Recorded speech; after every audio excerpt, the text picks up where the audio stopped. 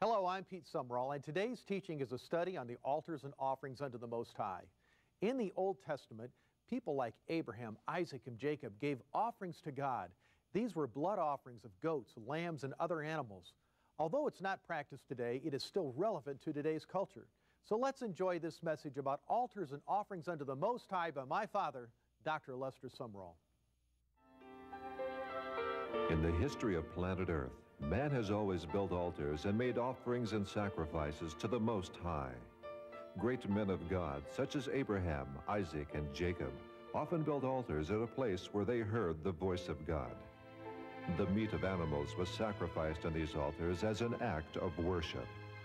Dr. Lester Sumrall examines in detail the offerings and sacrifices made in the Old Testament and how they relate to the Christian walk today.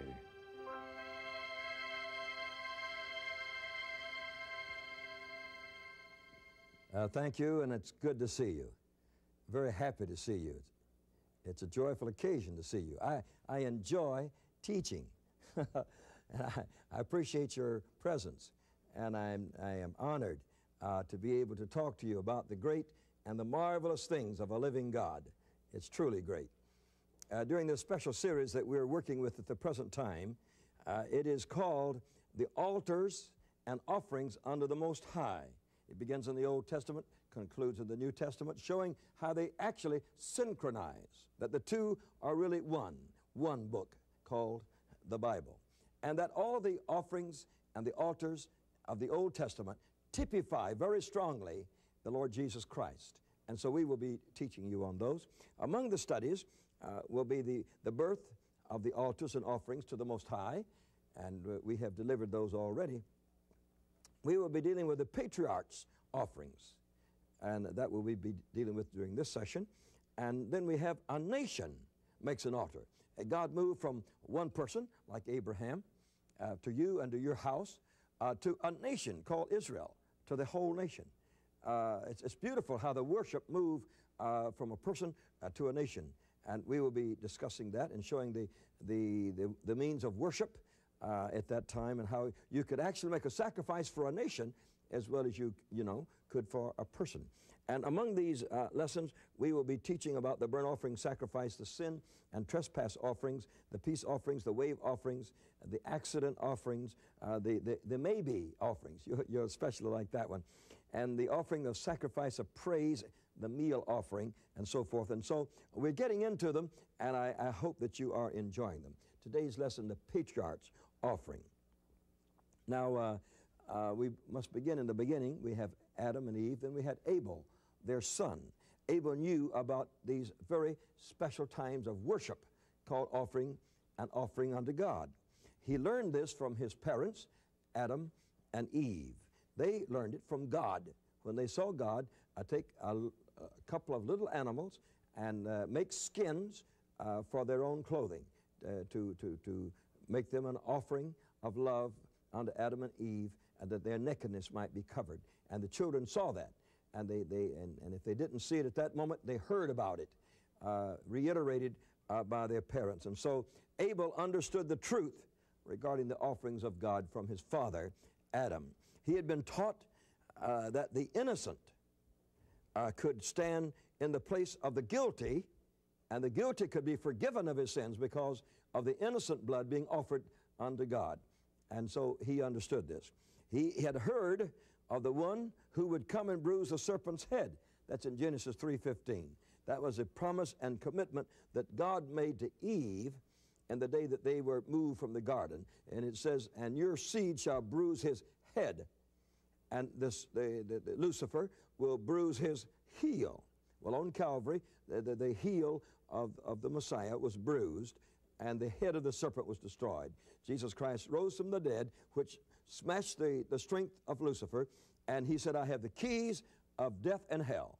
He was the conqueror. And so that's what it's talking about. In Genesis 4:4, it says, Abel brought of the firstlings of his flock and of the fat thereof, and the Lord had respect unto Abel and to his offering.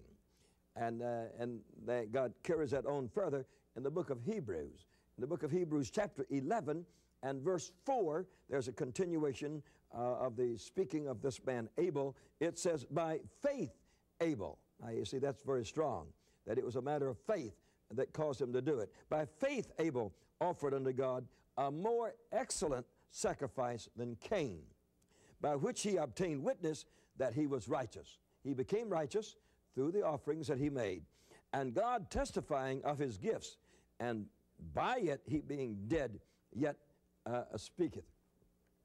So very early in the history and the story of man, we learn of the great truths of bringing an offering unto God upon an altar, and what it meant.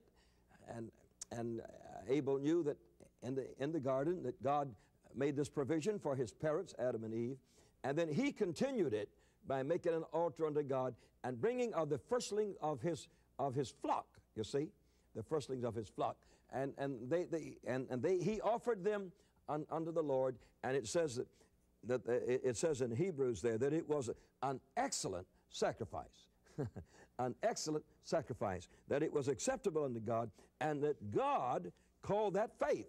You know, that God entered into the thing with him and said, now this is faith. That is living faith. Now, how did Abel know about offering this certain sacrifice and that it was necessary for him to do that? This he could not imagine. This he could not in his own mind conceive. It came to him through his parents. It was the most talked about subject in his house, I am sure. And the story, no doubt, was told every day of how they lost the Garden of Eden, how God clothed them with these garments from innocent little animals, and how they must now make a sacrifice for sins in order to have their sins forgiven. So not only did his parents have clothes made from the skins of animals, but he and his brother Cain were given some such clothes of innocent animals themselves. The whole family was clothed them. And so they were taught this was the cleansing of the conscience of a human being, that through this, the man's sins could be remitted, his bad things that he had done could be forgiven, and it was the cleansing of the conscience of the human person in this manner, and so they obeyed and did as God told them. You say, when was it to be offered, such an offering? In those days, before Moses, we do not know of any special holy days or particular offerings, because we don't have the written record of those times. When we get to heaven, we might discover that they had it precisely right from the time of Adam right straight through, but it wasn't written down until Moses' day. It was a ritual ordained of God, and of which God spoke and said it was an excellent and pleasing and acceptable sacrifice unto him. So that made it a very beautiful thing. And at the moment, we do not know whether they did this once a month or once a year, or how they might have done it until Moses' day. Then we come to understand when those things took place. The offering was to be presented to God after the same manner in which Adam had been taught in the Garden of Eden. And so God had a precise manner in which this was done. And so they had to obey whatever God had told them to do. Now, this went on for a great number of generations. In those days, people lived to be almost 1,000 years of age. That was before man's age was cut back. But by the time we get to Noah, we see the same thing happening as 2,000 years before. Now, that's a long time. 2,000 years is a very long time. It takes us from here back to the time of Christ. And from Adam unto Noah is about 2,000 years. And so it's a thing that continued on as God had prescribed it, as God had ordained that it should be, until when we come into Noah's times, we find that he had a prophetic altar and that he had an offering to make unto God. We read of this in Genesis chapter 8 and verse 20. It says, Noah built an altar unto the Lord, unto Jehovah, and took of every clean beast and of every clean fowl and offered burnt offerings on the altar. Here the patriarch, Noah, when he had been delivered, you see, by the power of God, he emerged from the ark, having changed from a pre-diluvian person to a post-diluvian person. He had gone through the great flood. He had observed the world in catastrophe, submerged, a world submerged with water, and there was no living thing left after that time. And so his first thought when he came out of that ark, after God had preserved him from the time of the pre-Diluvian age to the post-Diluvian age with a great flood in between them, that the first thing he must do was to build an altar and to make a sacrifice unto the Most High God. And it says he built that altar in Genesis 8:20. He built that altar, and he offered of every clean beast and of every clean fowl, he offered a burnt offering on that altar unto the great and the living God. What a mighty display of worship as he took of every clean beast that God had prescribed as being clean. And that means it wasn't a pig, you know, or an unclean animal of that nature, but as a lamb or as a young cow, ox, or something or another, the kind of meat that we eat, you see, that become our blood in our own bloodstream. The ones that were unclean, he was not permitted to use. They were not permitted to use them for sacrifices. But of every clean beast and every clean bird, he offered a sacrifice unto God. And on the breast of the cloud, you know, as the great flood was clearing away, on the breast of the cloud, he observed and saw the scintillating and dazzling rainbow as it was born. It was born on the bosom of a magnificent cloud, the first one that human beings had ever seen, because there had never been a moment like that before. Before that time, the earth had been watered with water that came up from the earth, a moisture that came up from the earth. Now it was being watered by water that came down. And so that changed the whole world. It may have created the Antarctica and the Arctic. It may have created the coldness of Siberia and the heat and the heat of the tropics. We don't know exactly what all took place. It might have thrown the world clear off its axis. It might have created many of the things that the scientists are studying under this day. But on the breast of that cloud was a rainbow, and it was born on that day. The voice of God was heard, and it was clear that this offering that Noah was making was accepted by God, and that the rainbow was the eternal seal of the covenant between man and God, or between God and man. In Genesis 9:8, it says, God said unto Noah and to his sons with him, saying, Behold, I establish my covenant with you, and with your seed after you, and with every living creature that is with you, of the fowl, of the cattle, of the beast of the earth, with you. Isn't that amazing that God made covenants not only with man, but with the beasts also? From all that go out of the ark to every beast of the earth, and I will establish my covenant with you. Neither shall all flesh be cut off any more by the waters of a flood, neither shall there any more be a flood to destroy the earth. That was God's covenant, God's promise. And God said, this is the token of the covenant which I make between me and you and every living creature that is with you. Isn't that strong? That God not only made it with Noah, he made it with every living creature, it says here. He says for perpetual generations. For perpetual generations. Hey, they're still going on right now. Perpetual generations. Verse 13 says, I set my bow in the cloud, and it shall be for a token or a sign of a covenant between me and the earth. And so when he made that great offering and that great sacrifice, and God put the rainbow in the cloud, he was learning how to offer his offerings unto God, how to make an altar unto God, and this created a covenant. You see, when you have offerings and altars, you have covenants. God's always talking to you. God's always doing things. And God is always enriching us. It's a time of tremendous greatness and marvelous dignity when God speaks to us, and new things are being born, and new relationships are coming into being. Oh, it's a happy time. It is a great time.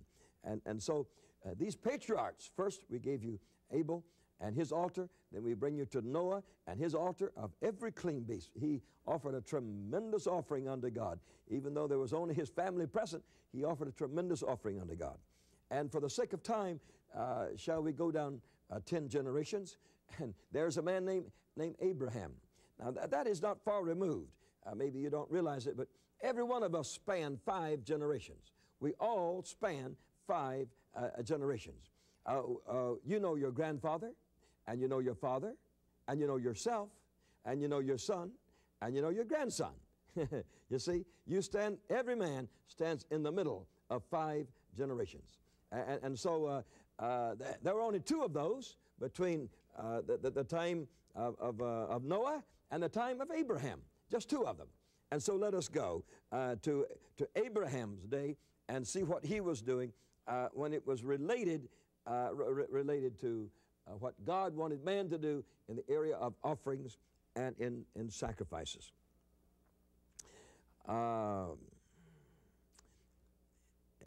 Abraham entered into the altars and offerings of God to be made by the Most High. In Genesis 12 and 8, it says he removed from thence under the mountain on the east of Bethel, and pitched his tent there, and having Bethel on his west, and Hai on the east, and there he built an altar unto the Jehovah, and called upon the name of Jehovah. So there is the beginnings of the great revelation of God that flowed through Abraham, and there was his altar that he made unto God. God had told him to do it, and he tells you the exact point and spot. When we take our group to the Holy Land, we pass by Bethel. It's over to the right of us. There's not much over there, but just kind of a wasteland right now with a few Arab houses, but not much over there. And that was a place where he offered his offering on his sacrifice to God. Then Genesis 13 and 4 says, under the place of the altar, it had a place, which he had made there at the first. And there Abraham called on the name of the Lord. So under that place where he had made an altar before, he came back and he made another sacrifice unto God on that altar as he had previously. So that shows you the continuing operation, you see, of making altars and sacrifices unto God. This was through the man Abraham, the patriarch. In Genesis 13 and 18, it says, Abraham removed his tent, came and dwelt in the plain of Mamre. Now that's down to the further south around Hebron, and which is in Hebron. The Bible tells you where it is, in Hebron. And there he built an altar unto the Jehovah. And so under his God again, he built another altar. He had other sacrifices. And so this wasn't, what we're trying to show you, was not a one-time thing for a whole life. It was a continuing relationship and fellowship with God. And that as he grew in God, he also grew in his altars and in his sacrifices under the Most High. And through these altars and sacrifices, and we showed you in a former lesson that most of these were praise and adulation and thanksgiving to God, and were not sin offerings. That some people have always thought that the offering was always related to sin. It was not. And it was often related to rejoicing, related to praising, relating to thanksgiving unto the Most High God. And so we want you to do the same.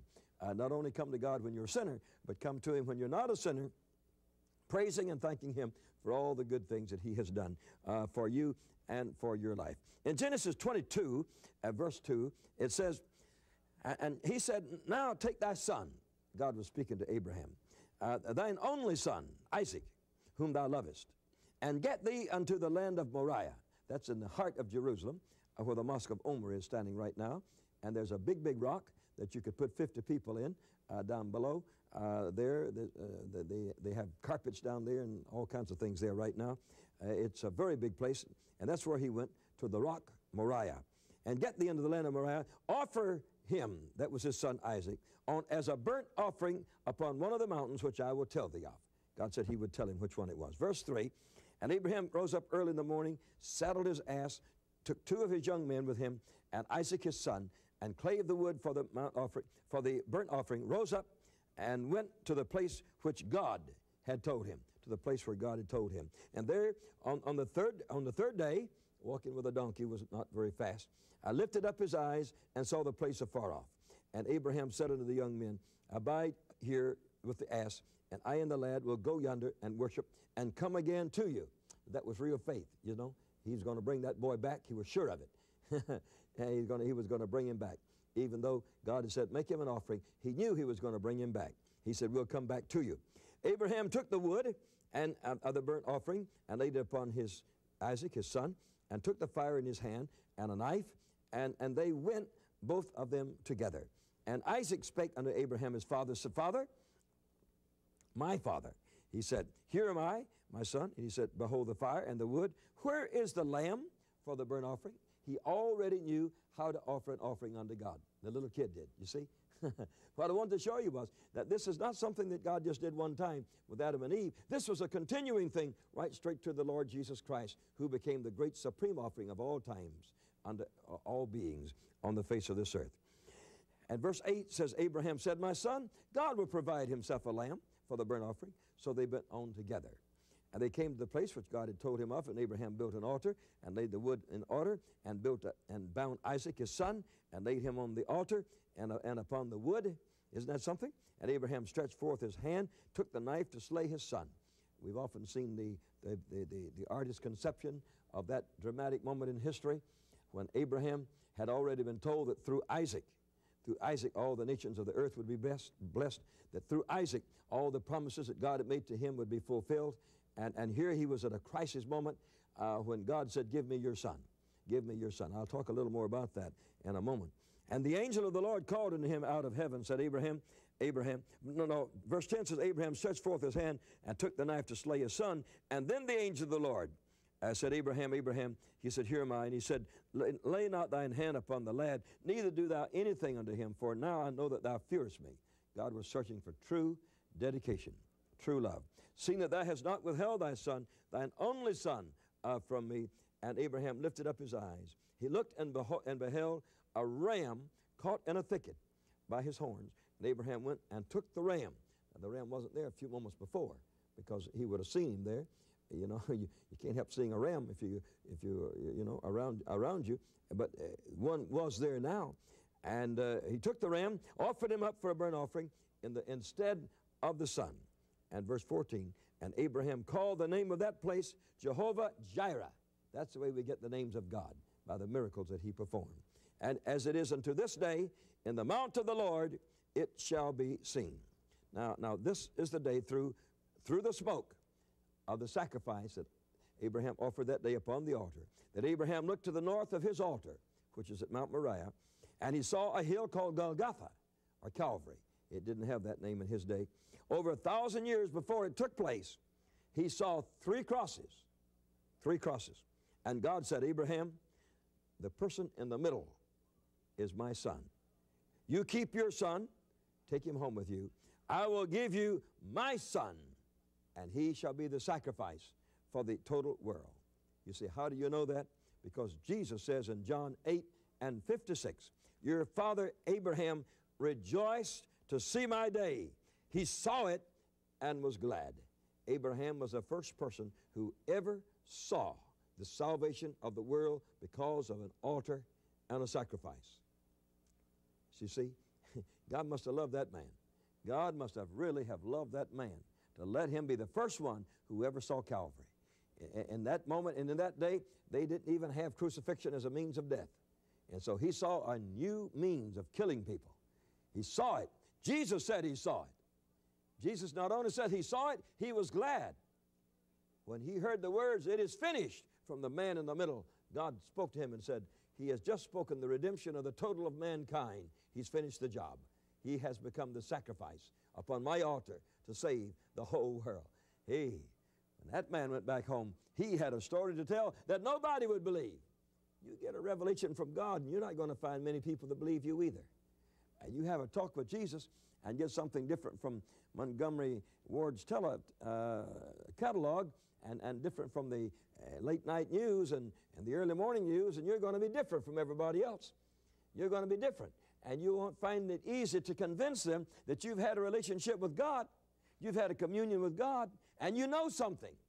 What I'm trying to show you in these lessons is that the whole of the Bible symmetrically flows together as one. And what God started in the Garden of Eden was climaxed on Mount Calvary. And that all between there are equal, that all between there contributed one to the other. How actually beautiful it is, how magnificent it is. The important thing is for you to receive the offering of God, the Lord Jesus Christ, upon the altar of God, which is Mount Calvary. It is important that you receive it. Jesus said, if any man tries to get to heaven any other way, he is a thief and a robber. You can't get there any other way. This is the only way to the heart of God, through what he began in the Garden of Eden, an offering offered unto him, and clothing to clothe one's nakedness, spiritual nakedness, moral nakedness, that be clothed in the name of his Son, the Lord Jesus Christ. We want you to receive that right now. We want you to be happy with it. We want you to be cleansed by his mighty power. We want the offerings and the altars of God to be very closely related to your life. We do want that, and we just want you to be blessed. If you're not sure that you're sure and positive that you're positive and know that you know, we want you to get that way right now.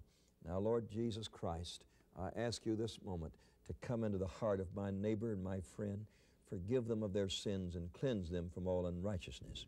Your word has said that if we confess with our lips and believe in our hearts that we're saved. So we right now confess that we're sinners. We believe in our hearts that God raised Jesus Christ from the dead, and through this we receive our salvation.